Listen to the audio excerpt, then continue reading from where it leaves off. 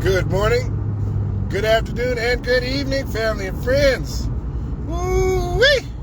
What a weekend it has been. By now you have heard that Trump did not keep his promise about ending the war in Ukraine with Russia in 24 hours. So, yeah, he was wrong about that. And you've probably also heard that he has possibly gotten us into a war with Iran. There's going to be a response. Now, what that response is, I don't know. But I would not be surprised if some sleeper agent or they tried to do some form of attack. And there's only three logical places that they would do it. One is New York. One is D.C. And the other is Florida. Those are the three logical places that they would retaliate to. They're not going to go to some place in, I don't know, in Iowa, okay? It's going to be something that's meaningful towards Trump.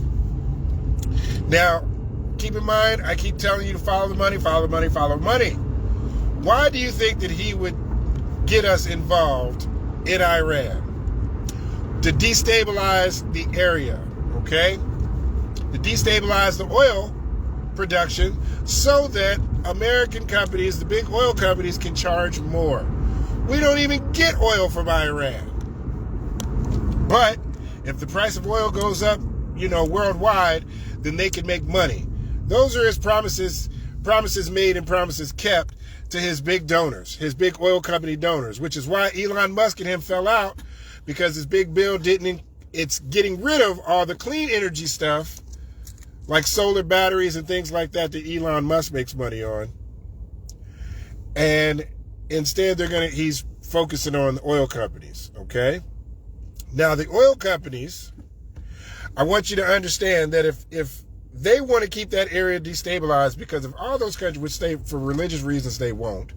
But if Iran, Saudi Arabia, Iraq, if all those countries banded together like the European Union, they would be a global economic power.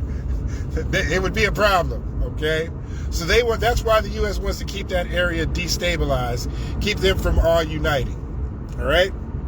The oil companies could have long ago been the forerunners when it comes to renewable energy.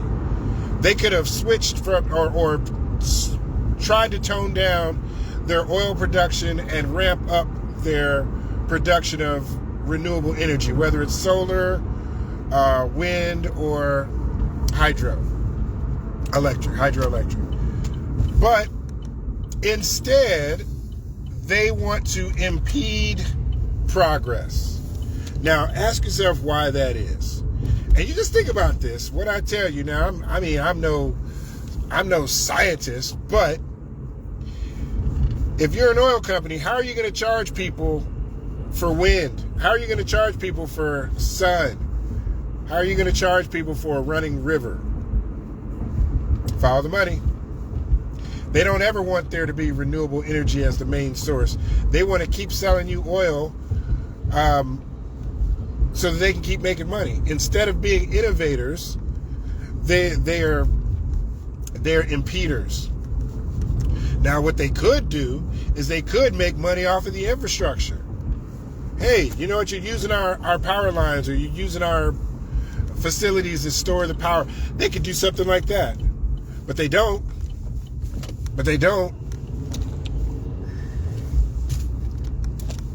Anyway, for the most part,